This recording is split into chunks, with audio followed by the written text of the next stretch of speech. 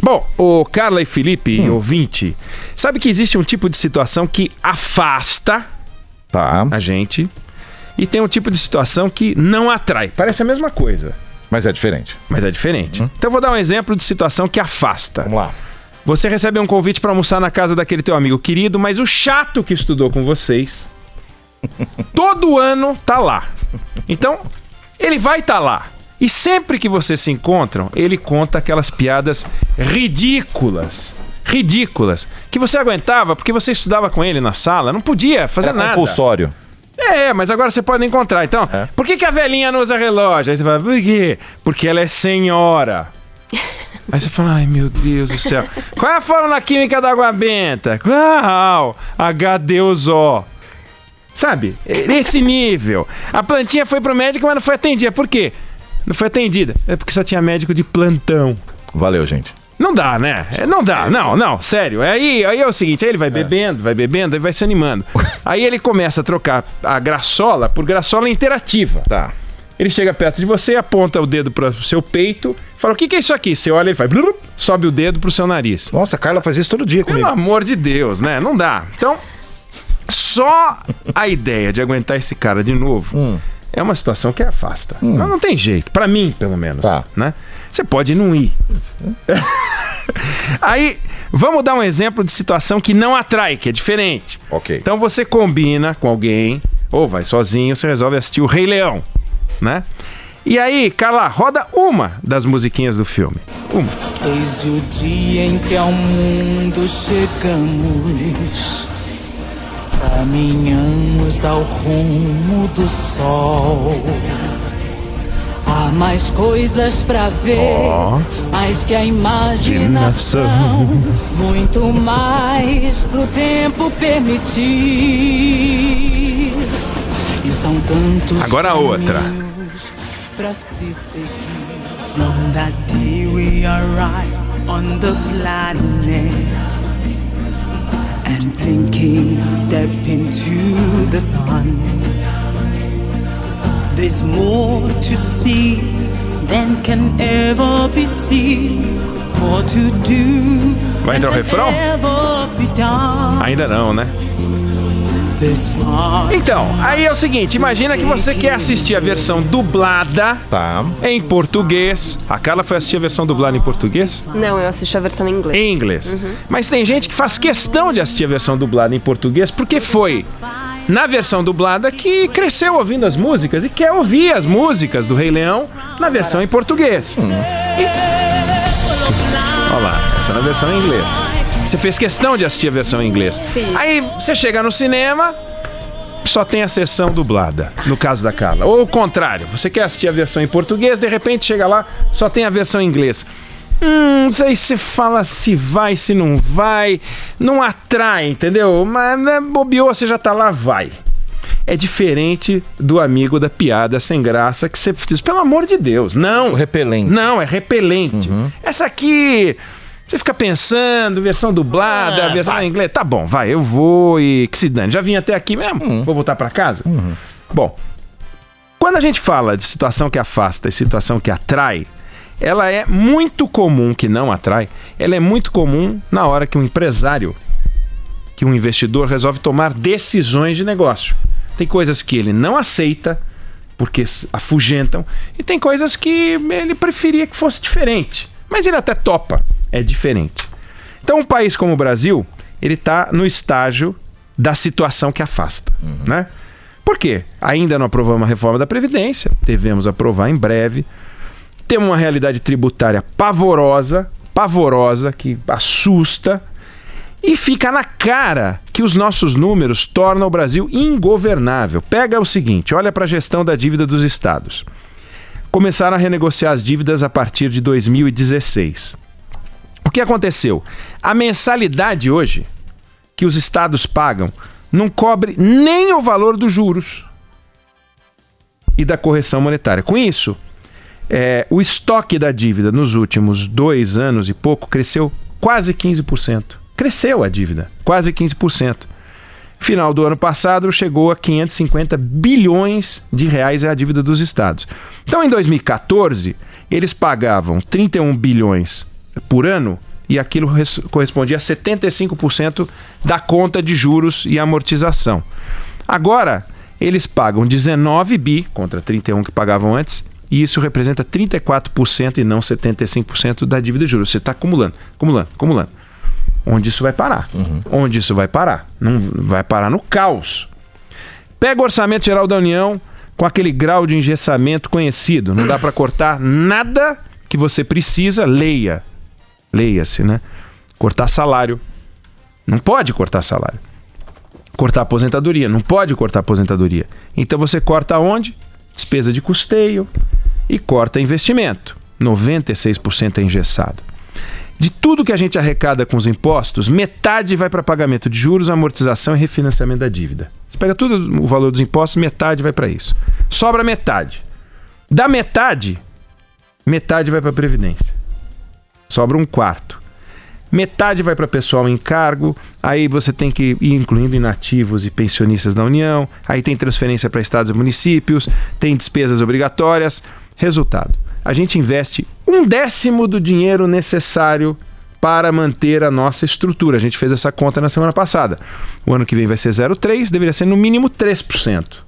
Então a gente investe 1/10. Ou seja, de cada 10 rodovias, 9 ficam abandonadas. De cada 10 hospitais, 9 ficam abandonados. É como a gente está hoje. Repetindo um dado que a gente usou na sexta-feira. Apenas 19 países de um total de 152 países analisados estão atrás do Brasil no volume de investimentos. Leia-se. Entre eles, Sudão do Sul, Venezuela e Nigéria, né? É uma taxa de investimento inferior ao Brasil. É inacreditável. Como convencer o investidor a entrar aqui com essa realidade que afugenta? Para piorar, ainda tem uma discussão em Brasília sobre rever o teto dos gastos. Fernando Schiller vai se dedicar hoje a falar sobre este tema, que é uma loucura. É uma loucura para destruir de vez o Brasil. Vamos rever o teto dos gastos. Eu dei aqui exemplos, então, que afastam o capital, né? Na edição de hoje do Valor Econômico, o ministro da Economia, Paulo Guedes, dá uma longa entrevista e ele fala com todas as letras. O Estado brasileiro quebrou em todos os níveis, no federal, no estadual, no municipal. E a principal ameaça de engolir o Brasil é esse crescimento descontrolado da despesa pública obrigatória. Temos 280 fundos públicos que são dirigidos para gastos específicos. Vem da despesa pública obrigatória. O governador de Goiás está em dificuldade financeira e tem um fundo do Centro-Oeste que ele não consegue pegar. Não pode. Porque o fundo é para um uso específico. O ministro Moro precisa investir em segurança pública e não pode, porque o dinheiro está bloqueado no fundo penitenciário. Não pode botar o dinheiro, pegar o dinheiro do fundo penitenciário, que é para uso específico. O prefeito precisa de dinheiro para a saúde, mas o dinheiro dele está carimbado para a educação e vice-versa. De um lado, as despesas obrigatórias subindo inviabilizaram o investimento público, palavras do ministro. De outro, os juros muito altos expulsaram o capital privado. Agora, o que vamos fazer é privatizar, reduzir a dívida pública, derrubar juros e desobstruir o investimento privado. Aí vem as promessas do ministro. Na entrevista ele fala em preparar uma lista com todas as estatais e entregar para o presidente, todas. E o presidente vai lá e diz, isso eu topo, isso eu não topo, para depois mandar tudo para o TCU fazer uma avaliação, para daí mandar num projeto de lei, porque precisa de projeto de lei, e mandar para o Congresso Nacional. Não parece uma equação trivial, né? Você fazer uma lista com todas as estatais e mandar um projeto de lei e aprovar, ver o que está sendo essa PEC da Previdência, que tem PEC paralela, PEC transversal, PEC, seja lá o que for. Imagine o tempo que isso vai levar. Daí porque os analistas, no final de semana, saíram reportagens grandes sobre isso, começaram a rever o crescimento para 2020. A gente reviu o crescimento para 2017, pós-crise de 16, reviu o crescimento para 2018, reviu o crescimento para 2019 e agora estamos revendo o crescimento para 2020. Há 4 anos a gente está revendo o investimento. Sempre para baixo, nunca para cima. E sempre para um número medíocre. Não é que está revendo para baixo, 3,5 que vira 3, 4,5 que vira 4. É sempre para baixo para um número ridículo. Esse ano nós vamos crescer 0,8, 0,9. Pô, nós vamos crescer 1%. 1% é nada. Se amanhã qualquer um que nos escuta, depois de pedir aumento de salário durante 5 anos, ouvir do chefe que ele vai ter 1% de aumento, é capaz ele pegar o sapato e jogar na cabeça do chefe. Pô, 1% de aumento? Você vai me dar 1% de aumento? Por que 1%? Não é, 1% é muito pouco, né? E nós não vamos crescer 1%, pelo menos os números dizem isso por enquanto. Digamos que o governo consiga fazer tudo o que o Paulo Guedes diz que vai fazer, que os estados consigam também aprovar nas assembleias legislativas e que os municípios aprovem nas câmaras municipais. A PEC paralela, que vem incluindo estados e municípios, prevê neste momento uma aprovação posterior da reforma da Previdência liberada para os estados e municípios, mas uma confirmação nas assembleias e nas câmaras municipais. Quanto tempo vai demorar? Que seja rápido. 6 meses? 8 meses? Nós não temos 6 meses, 8 meses em 2019. Nós temos 6 meses e 8 meses pro resto da vida, mas sempre invadindo o ano que vem, o ano seguinte. Então já vai chegar a coisa, já é a agenda do primeiro semestre de 2020. Já vai comprometer o resultado de 2020 e já vai começar a rever a projeção de 2021, que vai sempre começar com 2,5 e vai terminar com 1,8.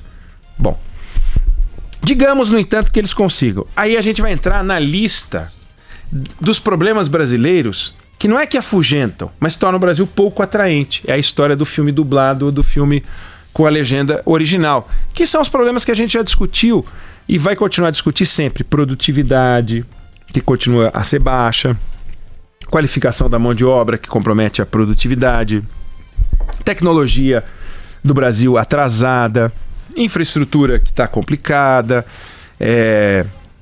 essa impossibilidade de demitir servidor público, que é considerado um bem estratégico, até mesmo em áreas onde eles não são estratégicos, não são carreiras que são tão importantes assim, só porque a Constituição diz que são, mas não são necessariamente. Você tem no serviço público, carreiras importantes, mas você tem funções contínuos que, se trabalham na iniciativa privada, podem ser demitidos. Se eles trabalham na iniciativa no governo, aí eles não podem ser demitidos. Por que na empresa privada ele não é estratégico e na empresa pública ele é estratégico? Por quê? Não é razoável isso, são 2 tipos de brasileiros. Então a gente precisa reduzir a burocracia. Tudo bem, tem MP da Liberdade Econômica, mas não resolveu, não vai resolver assim. Tenta. Não tem um ouvinte nosso que não tenha passado por um dissabor numa prefeitura, num governo estadual, para cortar uma árvore que está caindo. Vai ver como é a burocracia para cortar uma árvore, para pedir qualquer coisa, para aprovar uma obra, uma reforminha na sua casa, para mexer na sua calçada. Olha como é complicado. Então, a gente precisa mexer em tudo isso. E tudo isso para mostrar o quê? Que a gente cometeu erros demais e graves demais durante tempo demais. E isso se acumulou de um jeito que virou um nó que não dá para desbastar com as boas intenções de um ministro, com as boas intenções de um presidente da República. Até pode ser feito num mandato, mas são 4 anos trabalhando intensamente e não simplesmente apresentando projetinhos aqui e ali, entendeu? A gente apresentou um projeto de combate à insegurança em 5 cidades do Brasil. Pega uma cidade do Norte, uma cidade do Sul, uma cidade do Centro-Oeste, uma cidade do Nordeste e finge que você está combatendo a insegurança, a falta de segurança no Brasil. Não, mas é só um projeto piloto. Tá, e se der certo, não, aí a gente espalha para todo o Brasil. Com o dinheiro de quem? Da onde vai sair esse dinheiro? Não tem dinheiro para fazer isso. Não tem dinheiro. E o projeto piloto é bom, porque todo projeto piloto é bom. Você não vai falar, vamos lançar um projeto piloto bem ruim. Ninguém vai lançar. Aí o projeto piloto tem ação na educação, tem ação na saúde, complementares. Todo mundo sabe que o problema de segurança envolve saúde, educação, etc. Então vai ser uma coisa bacana. Aí os indicadores vão mover. Agora nós vamos espalhar para todo o Brasil. Aí não tem dinheiro. O PP foi assim no Rio de Janeiro. Você pega a quantidade de favelas no Rio de Janeiro e a quantidade de UPPs.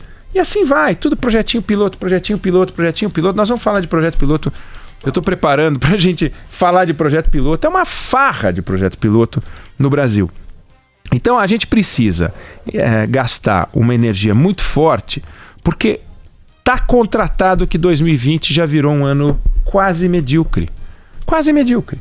Porque vai ficar muito resto para o ano que vem. 2020, infelizmente, será uma extensão de 2019. Se diz que o século XX foi um século curto. Né? Foi um século curto. É o século que começa no final da Primeira Guerra Mundial e acaba na queda do Muro de Berlim. Né? Então é um século de 70 anos e tal. Pois nós estamos tendo um ano de 2017 que não tem fim. Porque a retomada foi em 2017, sair do caos foi em 2017. Este ano de 2017 vai acabar em 2021, vai ser o primeiro ano com 48 meses que se tem notícia, é isso? 17, 18, 19, 20, vai voltar em 21, 48 meses, um ano de 48 meses. Para daí então a gente entrar no ano de 2021, quem sabe, dizendo agora acabou. Então nós criamos o ano de 48 meses, ou a gente aproveita esses 48 meses para fazer transformações muito importantes, ou a gente vai dançar. Só que o que parece é que os políticos não estão vendo isso com essa clareza. Tanto que já começa o lobby do setor público para diminuir, para não passar nada que comprometa a estabilidade. E eles ficam sensíveis, porque a categoria está lá. Então a gente pode enfrentar, e corremos o risco sério de enfrentar, uma solução grega. Uma solução grega. E a solução grega, a gente precisa lembrá-la, né? A gente precisa lembrar dela daqui a pouco, em algum momento. É bom a gente trazer aqui a solução grega, o que foi a quebra do país. Quebra, porque nós estamos indo para quebra. O Paulo Guedes disse que a gente quebrou. Ele está sendo generoso na frase dele. Generoso não, fica parecendo que a gente já está saindo da quebradeira. Não, pode piorar. Porque com esses cortes e a paralisia do serviço público, daqui a pouco a gente vai conseguir chegar a um ponto em que não tem dinheiro para pagar salário, e aí o teto dos gastos permite não pagar salário, demitir. E aí, como é que vai ser? Nós vamos entrar no colapso total. Então, a gente está caminhando para um ponto muito perigoso. É uma opção nossa, virar as velas para um lado ou deixar o barco para onde a gente está indo. O problema é muito grave. Não estamos na fase Rei Leão. E, infelizmente, a gente está naquela fase do amigo chato contando piada ruim que afasta o investidor. Cadê os investidores? Dinheiro no mundo tem. Não tem a disposição de investir no Brasil.